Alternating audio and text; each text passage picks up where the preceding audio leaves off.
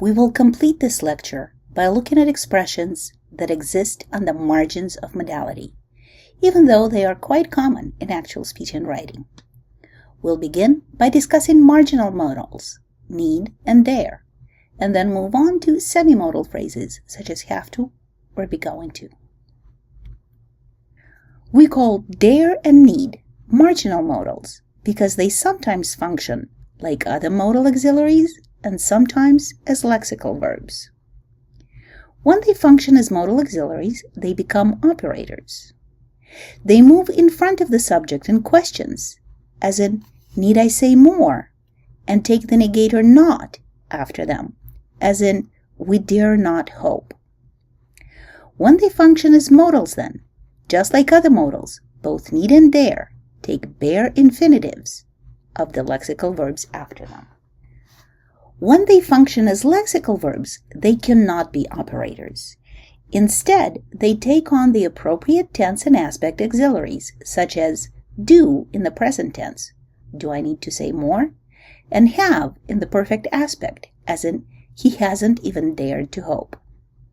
Note that when they act as lexical verbs, they take two infinitives after them.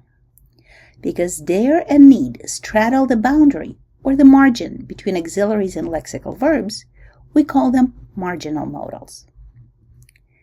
Unlike marginal modals, semi-modals are actually not modals at all. They are idiomatic expressions that have modal meanings, but morphosyntactically function as lexical verbs. They can be inflected for tense and aspect. They need auxiliaries in order to form questions and negatives, and they take two infinitives after them. Semi-modals include have to, ought to, had better, be supposed to, and be going to. Despite having similar meanings to pure modals, not all semi-modals are complete synonyms of pure modals. Take, for example, the semi-modal have to. When we say, Kyle has to read the assignment, the meaning is nearly identical to Kyle must read the assignment. But when we add a negative particle not to each statement, the meanings become drastically different.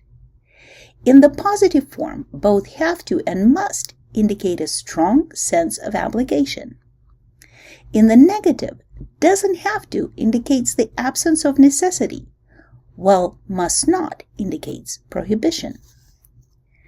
Similarly, the positive semi-modal be able to and the pure modal can are nearly equivalent in the meaning I am able to pick up the groceries and I can pick up the groceries. But if we shift the statements into the past tense and treat could as the past tense of can, then the meanings become very different. Was able to still indicates the ability, albeit a past one. Could, on the other hand, denotes an offer or a suggestion for a future action. Semi-modals allow us to express shades of meaning that pure modals cannot always express due to the ambiguities of their form and meaning. And that concludes our lecture on modals.